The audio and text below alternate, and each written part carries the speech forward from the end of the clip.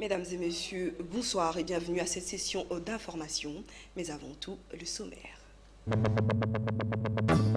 Consultation pour l'Union sacrée. Qui est-ce que Félix-Antoine Tshisekedi Tshilombo a déjà vu et quelle a été la tendance qui se dégage après 10 jours pleines de rencontres? Décryptage avec confrères. Érosion quartier Finda Angaliema.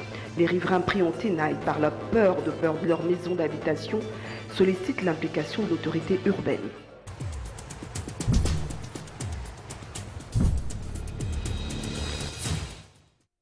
Une fois de plus, mesdames et messieurs, bonsoir et bienvenue à cette session d'information depuis le Palais de la Nation dans la commune de La Gombe. Retrouvons notre envoyé spécial, Papi Katassi, qui s'entretient avec Jean-Marie Kamboua, responsable de publication du journal L'Avenir, qui fait une analyse succincte sur les 10 premiers jours de consultation présidentielle. Voilà, nous sommes déjà à la 10e journée de consultation initiée par le chef de l'État, le président de la République, Félix-Antoine Tshisekedi Tshilombo, qui a planté un beau décor ici au Palais de la Nation pour recevoir les personnalités les plus représentatives, personnalités bien sûr politiques et sociales en République démocratique du Congo. 10e journée, ça nous permet, nous, ici, au Palais de la Nation, pour le compte de la chaîne de référence Antena, d'analyser tout ce qui s'est passé ici au Palais de la Nation, les va-et-vient, la réception des personnalités politiques et de la société civile. Justement, le chef de l'État enquête d'un large consensus pour la refondation de l'État en République démocratique du Congo. Justement, je vais appeler un excellent confrère, lui, il est de la presse écrite, il est le responsable donc, du journal L'Avenir, c'est Jean-Marie Kamboua que j'invite en tout cas de partager avec moi ces bons moments. Donc, il s'appelle Jean-Marie Kamboua, c'est le responsable de la publication du journal L'Avenir, un journal qui apparaît ici dans la ville-province de Kinshasa. Avec lui, on va tailler sur les consultations initiées par les chefs de l'État. Jean-Marie, la toute première question, quel est selon vous les temps forts des consultations initiées par les chefs de l'État depuis le 2 novembre de l'année en cours? Merci confrère pour la question que vous me posez, même si elle n'est pas du tout facile, mais je vais quand même tenter d'y répondre. Comme temps fort que j'ai pu observer depuis le début des consultations, c'est la présence de certaines personnalités qui sont un peu venues donner du tonus, qui sont venues donner du crédit au travail qui est fait par le président de la République. Et parmi ces personnalités-là, je les catégorise en deux. Ouais. Je vois d'abord les anciens, disons, ce que nous pouvons appeler les membres de la Mouka. Il y a Jean-Pierre Bemba et Moïse Katumbi. Moïse Katumbi qui est venu à Kinshasa, ça faisait déjà 5 ans qu'il n'avait pas foulé les sols de Kinshasa.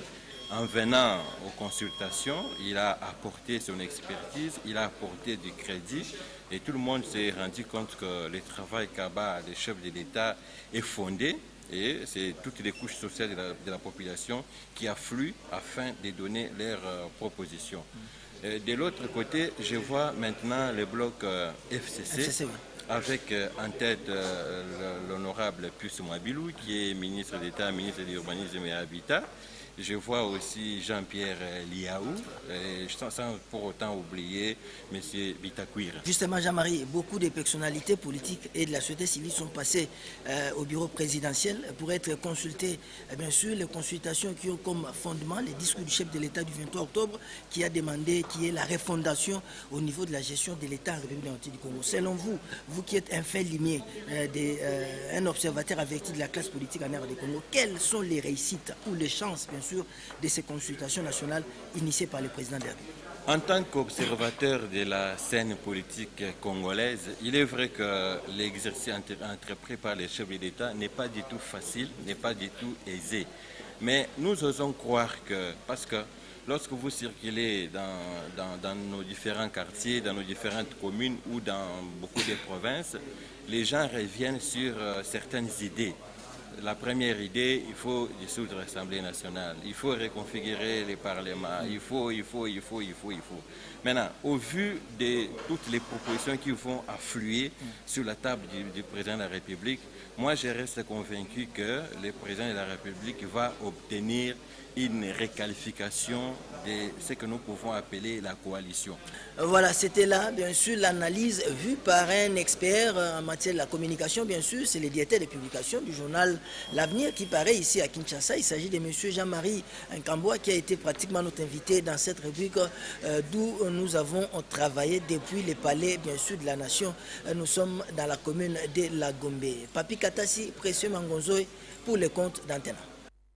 Et toujours au Palais de la Nation, en déposant ce jeudi 12 novembre un mémo auprès du chef de l'État, le caucus de députés nationaux et sénateurs du Grand Katanga ont tenu à expliquer auprès du président de la République, Félix-Antoine Tshisekedi Tshilombo, les dures réalités de province, à savoir l'insécurité et la gestion des entreprises de portefeuille. Suivez. Nous venons de nous entretenir avec le chef de l'État et nous avons amené notre modeste contribution à sa demande en ce qui concerne les consultations qui sont en cours.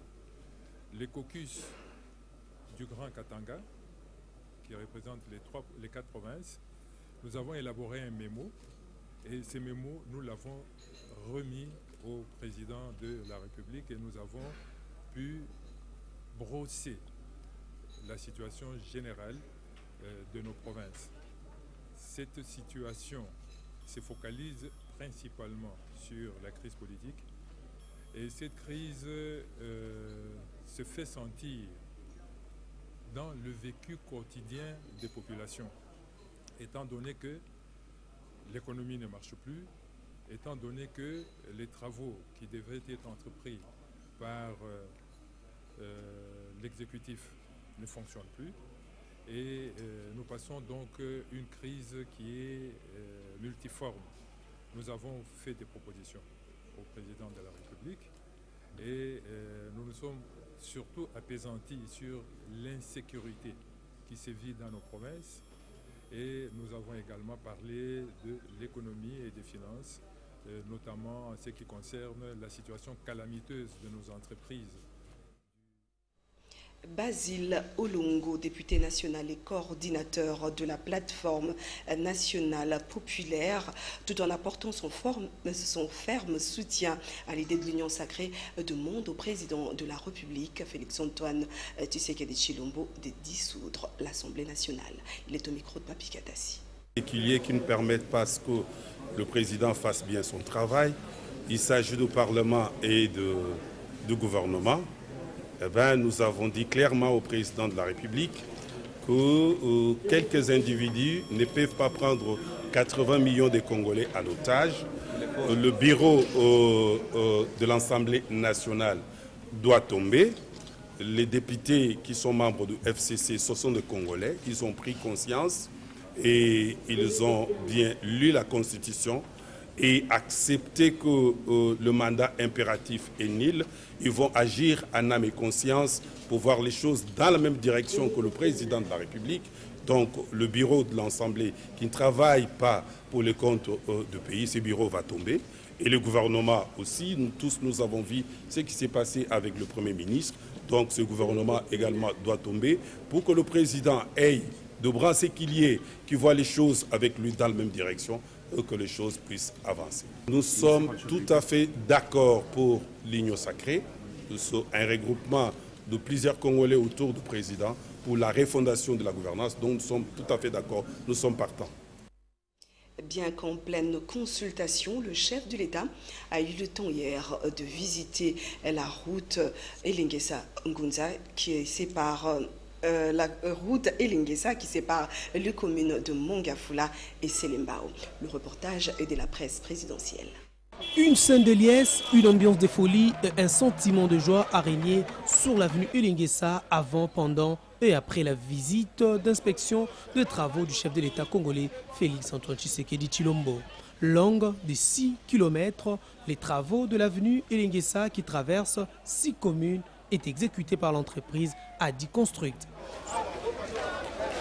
Elenguessa, une des principales artères de la ville de Kinshasa, partira désormais du croisement avec l'avenue Kasavubu sur place Mariano vers Bypass, cette grande route séparant les municipalités de Mongafula et Selembao. Le président de la République, Félix Antoine Tshisekedi Tshilombo, est allé s'enquérir personnellement de l'état d'avancement des travaux sur Elenguessa. À l'endroit de l'accueil, le chef de l'État descend de son véhicule.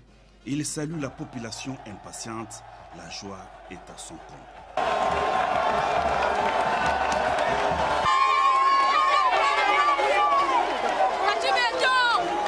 À son arrivée, le président de la République a été salué par le gouverneur de la ville de Kinshasa, Gentini Ngobila, et une délégation de bourgmestres, 6 au total. Il s'est mis aussitôt après à la visite d'inspection de la route sous les explications du gouverneur de la ville en compagnie d'une marée humaine tout le long de l'avenue Elenguessa. La joie de la population se justifie par l'importance de cette route qui va relier 6 communes de Kinshasa, Kalamu, Ngiringiri, Makala, Bumbu, Selembao et Mongafula. Les travaux s'exécutent en 2 phases, celle de réhabilitation de l'artère complètement terminée et celle de construction d'une nouvelle route à partir du marché de Makala vers l'arrêt Armée du Salut sur Bypass. Les travaux sont exécutés par l'entreprise Adi Construct sous la supervision de l'hôtel de ville. Ils s'inscrivent dans le cadre du programme d'urgence du président de la République. C'est tard dans la soirée que le chef de l'État a quitté la commune de Makala sous les ovations de la population infatigable de cette contrée de la capitale qui s'était mobilisée spontanément pour réserver un accueil délirant au président de la République.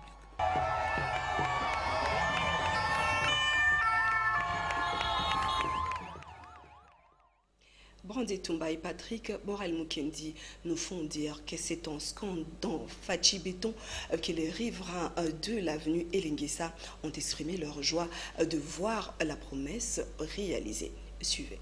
Une scène de liesse, une ambiance de folie et un sentiment de joie a régné sur l'avenue Elenguessa avant, pendant et après la visite d'inspection de travaux du chef de l'État congolais Félix Antoine Tshisekedi Tshilombo. Longue de 6 km, les travaux de l'avenue Elenguessa qui traverse 6 communes est exécutés par l'entreprise Adi Construct sous la supervision de l'hôtel de ville de Kinshasa. Pour Jean-Benoît Adimanché, ces tronçons dont 2,5 km ont été réhabilités et 3,5 km construits sera opérationnel et devrait rendre fluide la circulation entre le nord et le sud de la capitale. Fachi Béton, Fachi Béton, Fachi Béton, scandé à tout bout de champ la population. Le chef de l'État descend maintenant pour faire la suivi. C'est comme ça que je vais vous dire, donc on était dans une commune qui était sérieusement enclavée. Or, c'est une commune importante qui est située au centre même de la ville de Kinshasa. Les habitants de Kalamu, Bumbu, Selembao, Makala, Mongafula et Ngiringiri promettent d'être reconnaissantes et ont jeté de fleurs à cette forte équipe de construction Adi Construct. C'est une entreprise à encourager, à soutenir, afin qu'elle puisse émerger. Adi Construction a prouvé ses forces, ses capacités. C'est une excellente et bonne entreprise. Jean-Benoît Adimanché, DG de la société Adi Construct, maître d'ouvrage, a soutenu que les travaux de construction et réhabilitation de cette nouvelle route Elenguessa vont prendre fin d'ici mars 2021. Changement des chapitres à présent dans ce journal. Willingopos porté en triomphe à Kikwit.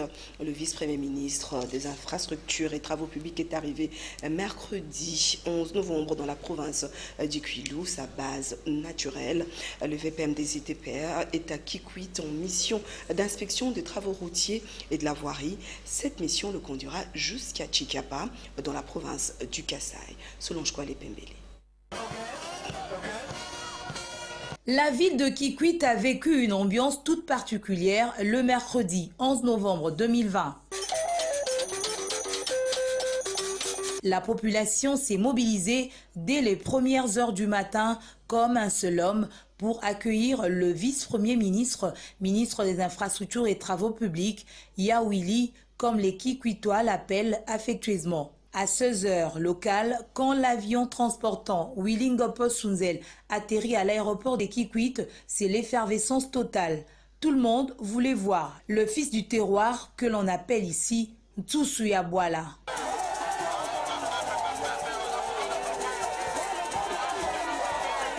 Kikwit Mebois, entendez, Kikwit est tombé, ne cessez de dire les uns et les autres. Le VPM des ITP est venu en mission d'inspection des travaux routiers et de la voirie. Il y a un voyage qui était prévu en Kita-Kisangani dans le cadre de l'inspection des routes. Je commençais par le RN4. Je devais faire Kwango, Kwilu et le Kasaï. Mais je préférais prendre l'avion de Kinshasa, atterrir à Kikwit. À partir de Kikwit, prendre la route jusqu'à Chikapa. Et à Chikapa, je vais inspecter la voirie de Chikapa et éventuellement trouver une solution par rapport au bac qu'on doit lancer sur le pont qui s'était écroulé là-bas. Wilingo Potsunzel apporte un message particulier pour les Kikwitois, la paix. Un membre du gouvernement, quand il se déplace, il a un discours de travail. Je ne pourrais pas avoir un discours politique. Dans ma ville, c'est la paix. Pendant près de 2 heures, la foule compacte a accompagné Wilingo Potsunzel, porté en triomphe par tout Kikwit sur le boulevard de la Vallée, construit sous son impulsion.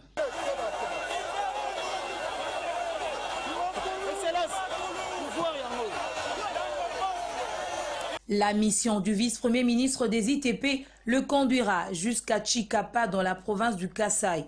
Il va palper du doigt les travaux réalisés et ceux en cours de réhabilitation par la cellule infrastructure sur le tronçon Kikwit-Chikapa sur financement de la Banque africaine de développement. Wilingo Post va aussi se rassurer de la mise en place des solutions palliatives afin de permettre la reprise du trafic sur la rivière Kasaï après l'effondrement du vieux pont portant le même nom.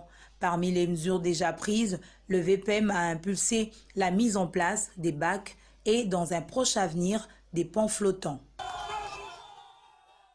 Et comme je vous le disais dans le sommaire, au quartier Pinda, dans la commune de Ngaliema, à chaque pluie qui s'abat, l'érosion ne cesse de s'aggraver. La population implore les autorités compétentes de s'épancher sur cette situation qui a déjà causé beaucoup de dégâts. Et Pafras Toumba et Patrick Borel-Moukendi. Les habitants du quartier Finda dans la commune de Ngaliema, non loin de DGC, vivent dans l'inquiétude à cause de l'érosion qui avait causé plusieurs dégâts. La population de ces coins a lancé un cri d'alarme aux autorités compétentes du pays. Plusieurs maisons sont emportées par les eaux pluvieuses. Les autorités doivent aussi savoir qu'il y a les gens qui restent dans ces quartiers Maninga dans la commune de Ngaliema. Qu'ils nous trouvent la solution, surtout que nous sommes encore en saison de pluie. C'est une érosion de longue date. Plusieurs personnes sont mortes. Que les autorités nous viennent en aide, car nous manquons d'endroits pour y aller. Toujours dans le même quartier, une famille a été victime des dégâts causés par l'érosion. Les pires étaient arrivés. Toutes les personnes dans cette maison ont péri.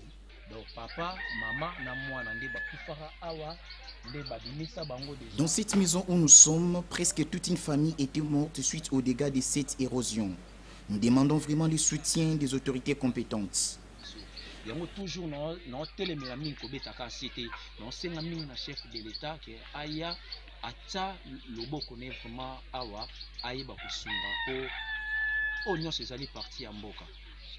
Mieux vaut prévenir que guérir, dit-on. Il faudrait que le travaux débute le plus vite possible pour préserver la vie des autres.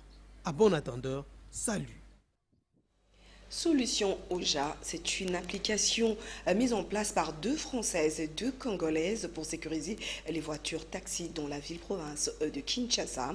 Elle a été expérimentée par le gouverneur de la ville, Jean-Tini Ngobila Mbaka, et l'ambassadeur de la France accrédité en République démocratique du Congo, Sylvie Fortuné Mboula et Sylvain Kapombo Bosengele. Lutte contre les enlèvements des Kinois passagers à bord des voitures taxis, communément appelées Ketch. Le gouverneur de la ville de Kinshasa en fait son cheval de bataille. Désormais, ces voitures seront sécurisées grâce à l'application Oja, mise en place par 2 Congolaises et 2 Françaises. La dite application vise l'identification numérique, la traçabilité ainsi que la sécurité des voitures taxis et les usagers de transport en commun. Je vais lancer officiellement à travers la ville de Kinshasa, la solution OJA qui vise l'identification numérique, la traçabilité ainsi que la sécurité des voitures taxi, mais aussi des usagers des transports en commun. Mais comment fonctionne la solution OJA? Qui devrait être dans le taxi lorsque le client veut monter du chauffeur, exactement. Voilà. Et vous voyez la plaque d'immatriculation du véhicule avec la photo du véhicule. Mais les services de l'État l'auront dans leur base de données. Le premier test a été fait par l'autorité urbaine en présence de l'ambassadeur de France en RDC. Tout ceci s'inscrit dans la mission de Jean-Tiningo Bilambaka, Kinshasa Bopeto, dans son volet sécurité routière. Sachez aussi que le sénateur Guy Luando, président de Widal Fondation, est arrivé mercredi 11 novembre à Mbandaka en vue de faire le suivi des travaux et projets réalisés par la Fondation Widal. Patricia Molengo-Mbolekuni et Solange Koualepele. Le sénateur Guy Luando Mboyo est arrivé à Mbandaka mercredi 11 novembre 2020 pour un séjour de travail de 48 heures. À sa descente de l'avion, il a été surpris par l'accueil lui réservé par le membre de sa fondation Widal. Sorti de l'aéroport de Mbandaka, il a été ovationné en guise de reconnaissance de Mbandaka pour les œuvres réalisées par Widal Fondation dans cette partie de la République. En chemin, il a été contraint de s'adresser à la population. Dans son message, l'élu de la Tchouapa a précisé que son passage à Mbandaka s'inscrit essentiellement dans le cadre d'une visite d'inspection de travaux et projets lancés et financés par Widal Fondation. Merci pour être tango inso ezala na ere ya mbula ezala tango moyo ezali bolakisaka bolingo na bino epai ya ndeko na bino epai ya mwana na bino epai ya leki na bino Guy Luando Mboyo. Mbandaka m'a toujours soumis à une dette morale. Je viens vous dire merci parce que ce soit la pluie ou sous un soleil ardent, vous êtes là pour me soutenir.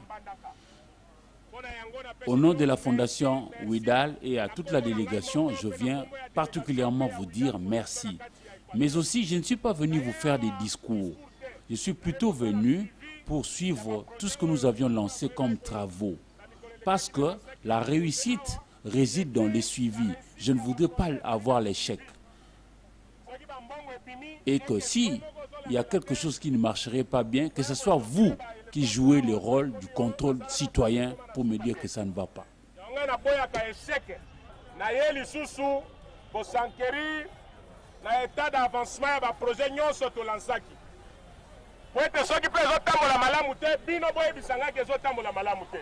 Pour rappel, l'honorable Guy Luando Mboyo est en partance pour Boende dans la Tchouapa, où il va procéder à l'inauguration et remise officielle du siège de l'Assemblée provinciale de cette province, construit sous fonds propres de la Fondation Widal, une façon pour lui d'apporter sa contribution au développement de la nation. La Haute Cour militaire a tenu mercredi 11 novembre 2 audiences concernant les affaires de renvoi de juridiction pour cause de suspicion légitime. C'était dans la salle habituelle de ces audiences, située sur l'avenue de Bâtonnier, dans la commune de La Gombe. C'est vers Kapombo Bosengele. 2 dossiers en renvoi de juridiction pour cause de suspicion légitime ont été appelés mercredi 11 novembre 2020 devant la Haute Cour militaire. La première affaire mettant en cause Mme Kitsista Véronique, la récurrente contre la Cour militaire de Kinshasa-Gombe, a été prise en délibéré après la plaidoirie des parties. La partie récurrente a sollicité de la haute juridiction militaire les renvois de l'affaire à une autre juridiction militaire. Que la propriétaire avait son droit des attributs, toutes les pièces, tous les documents à sa possession. Elle est allée tout bonnement déposer auprès de l'OPJ verbalisant d'ici à Bandalungwa, la commune de Bandalungwa. Que contre toute attente, parce qu'il se faisait noir, la dame avancée en âge, c'est une dame avancée en âge, 71 ans d'âge, l'OPJ verbalisant l'a demandé de retourner demain matin pour récupérer sa Jeep. Par contre, la défense du prévenu Kitoko, que la récurrente reproche d'abus de confiance, a soutenu qu'il n'y a pas de motifs graves et sérieux pour craindre la partialité de la Cour militaire de Kinshasa-Gombe. Mais Monsieur le Président, pourquoi nous disons que cette affaire, cette requête doit être recevable mais non fondée? Monsieur le Président, suivant l'article 60 et 61 du Code d'OCJ, la loi parle des raisons sérieuses de craindre la partialité d'une juridiction. Dans l'affaire mettant en cause Sangompongo Guilin et Balengela Njoku Rifin contre la Cour militaire de l'ex-Katanga et les parties civiles Kaila Ilunga David et Mungelaï Gentille, la haute cour militaire a rendu son verdict dont la teneur suit. Disons-nous, laissons à la fois la requête fin de l'envoi de juridiction pour cause de suspicion légitime introduite par Siel Sangompongo Guilin et Balengela Njoku Rifin. La déclare fondée. En conséquence, renvoie la cause enrôlée sur RDA 614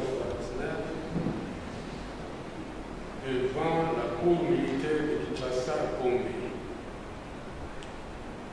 Quant à la demande de mise en liberté provisoire, la haute Cour militaire la demande et la déclare irrecevable. Il faut signaler que les prononcés du verdict dans l'affaire Dame Véronique Kisita et la Cour militaire de Kinshasa-Gombe est attendu le mercredi 18 novembre 2020. Parlons sport à présent dans ce journal. En prélude à la double confrontation des éliminatoires de la CAN Cameroun que opposera la République démocratique du Congo et l'Angola, le ministre de Sport Amos Mbayo a échangé avec plusieurs structures qui accompagnent l'équipe nationale de Léopard, mais aussi l'état du stade qui va accueillir ce match. Patrick Borelon-Kendi et Rigo Moulobo. Les Léopards de l'RDC qui ont déjà rejoint l'équipe nationale pour la double confrontation face à l'Angola travaillent d'arrache-pied pour bien aborder ces matchs.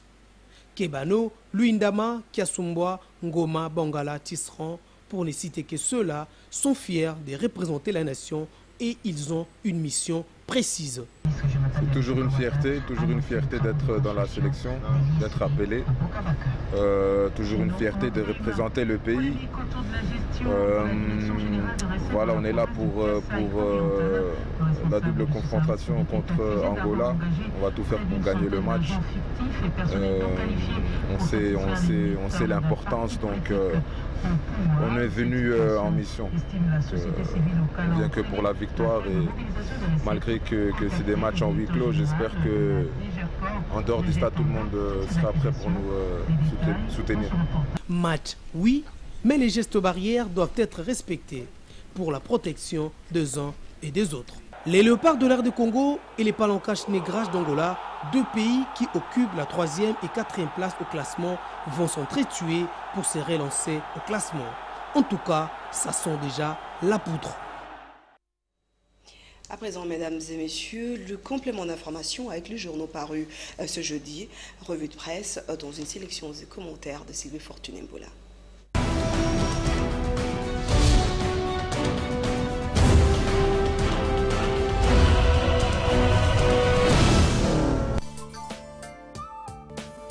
Bienvenue à cette revue de presse. À la suite de ses propos incitant à la violence, tollé contre Augustin Kabouya s'exclame Forum des As à sa une. Human Rights RDC et Bureau conjoint des Nations Unies aux droits de l'homme haussent le ton et appellent à des sanctions. Pour sa part, le ministre des Finances, nommément cité, se réserve le droit de saisir les instances judiciaires attitrées. Dans un meeting mardi 10 novembre au siège de l'UDPS, le secrétaire général Augustin Kabouya a eu un ton grave et de mots durs contre le FCC. Sans filtre, Augustin Kabouya s'est personnellement attaqué à l'argentier national qu'il a accusé de bloquer intentionnellement la rémunération des militaires, policiers, des agents et fonctionnaires de l'État du mois d'octobre dernier pour dresser ces derniers contre le chef de l'État. La prospérité renchérit pour sa part que le Bureau conjoint des Nations Unies aux droits de l'homme et Human Rights Watch condamnent. Sélé Alagouli menace de saisir la justice. La sortie du numéro 2 du parti de Félix Tshisekedi n'est pas nullement passée inaperçue. Si Sélé Alagouli n'a pas voulu réagir personnellement à travers les médias, certaines personnalités du FCC ont crevé l'abcès en signifiant que face à des menaces de son intégrité physique et celle de sa famille, le ministre des Finances s'est réservé le droit de porter la question auprès des instances judiciaires compétentes. Nous allons terminer cette revue de presse avec l'avenir dans sa rubrique sport.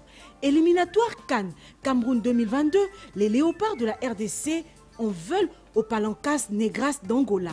Chancel Mbemba, Djouma Chabani et Arsène Zola ont rejoint Safari Beach. Tandis que Cédric Bakambu attendu samedi 14 novembre. En attendant le programme complet des préparations du sélectionneur national principal Christian Ntsengi Biembe Seko en prévision de la double confrontation contre l'Angola de 2 premières journées de la reprise des éliminatoires de la CAN Total Cameroun 2021 contre les Palancas Negras. 22 joueurs sont présents à Safari Beach, Antélé. Terminé. Au revoir et bonne soirée chez vous.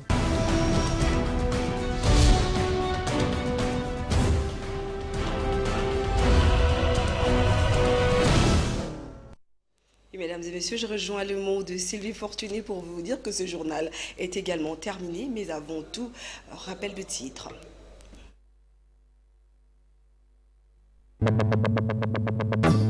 Consultation pour l'Union sacrée. Qui est-ce que Félix-Antoine Tshisekedi Tshilombo a déjà vu et quelle a été la tendance qui se dégage après 10 jours pleines de rencontres? Décryptage avec confrères. Érosion quartier Finda à Ngaliema. Les riverains pris en tenaille par la peur de leur maison d'habitation sollicitent l'implication de l'autorité urbaine.